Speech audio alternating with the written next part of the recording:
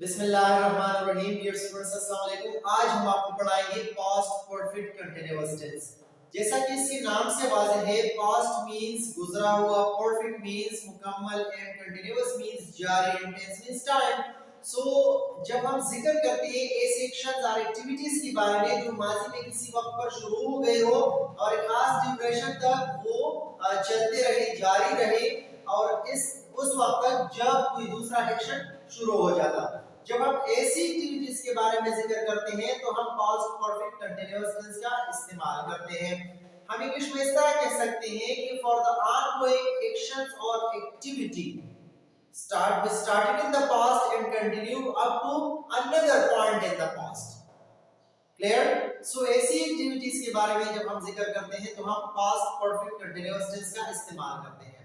The second use of this tense is that कि हम इस टेंस का इस्तेमाल cause and effect के लिए भी करते हैं। The first one is for the beginners very easy and the second one is for the advanced learners। इंशाल्लाह cause and effect का जो इसका फंक्शन है इस टेंस का वो हम इस वीडियो के एंड में करेंगे। अब आते हैं कि हम सेंटेंसेस की बनावट किस तरह करेंगे।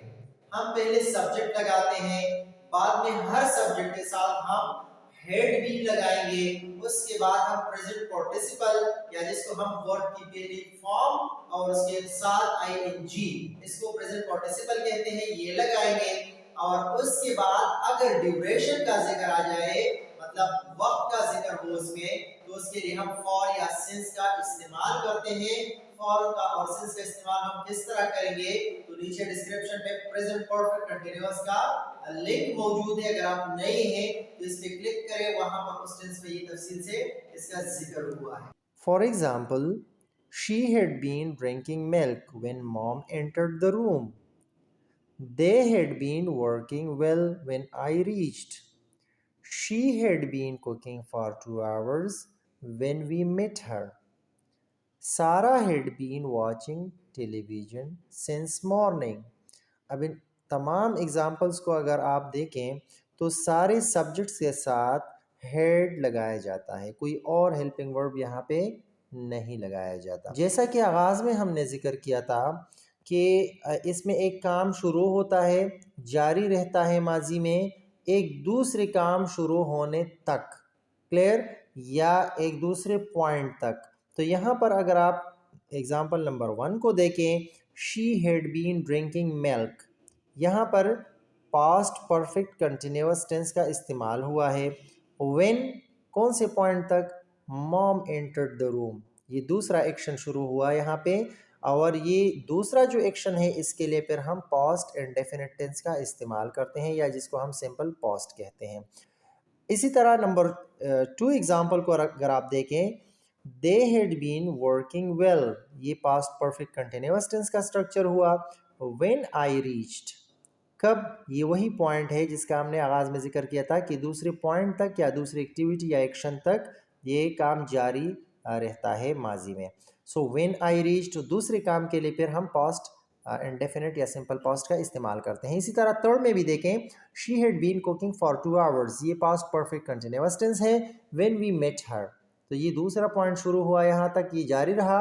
व्हेन वी मेट हर, जब हम उससे मिले, तो इस पॉइंट तक वो जारी था वो एक्टिविटी या एक्शन, क्लियर। तो दूसरे एक्शन के लिए दोबारा हमने पास्ट इंडेफिनिट टेंस का इस्तेमाल किया। इसी तरह आप देखें, Sara had been watching TV since morning, Sara had been watching TV since morning. अगर दूसरी एक्टिविटी का जिक्र आप नहीं करना चाहते तो यहाँ पर सिंपल आप पास्ट परफेक्ट कंटिन्यूअस टेंस इस्तेमाल करते हैं।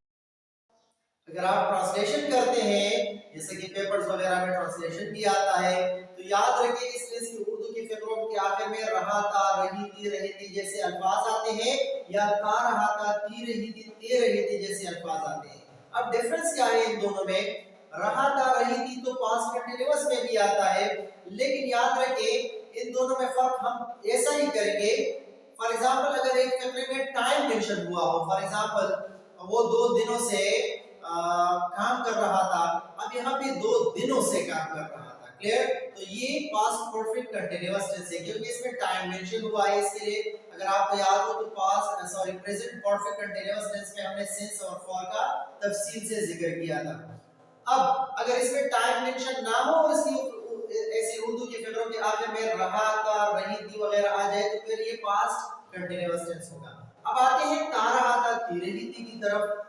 अगर उर्दू की फिक्रों के आखिर में ऐसा आ जाए कि वो काम करता रहा था, मतलब ता रहा था, थी रही थी आ जाए, तो फिर ये टेंस हम इसका स्ट्रक्चर इस्तेमाल करेंगे अगर इसकी हम ट्रांसलेशन करते हैं। अब आते हैं नेगेटिव सेंटेंसेस की बनावट हम किस तरह करेंगे। सो सिंपल है, हेड के बाद नॉट लगाए, बाकी अफर्मेटिव सेंटेंसेस का जो स्ट्रक्चर है वही यूज होता है। For example, subject plus had not been plus first form of the verb along with ing or present participle. Simple formula है, अगर ड्यूरेशन है तो मेंशन करें for और since, अगर नहीं है तो मेंशन ना करें। For example, she had not been drinking milk. They had not been working well since 2 p.m.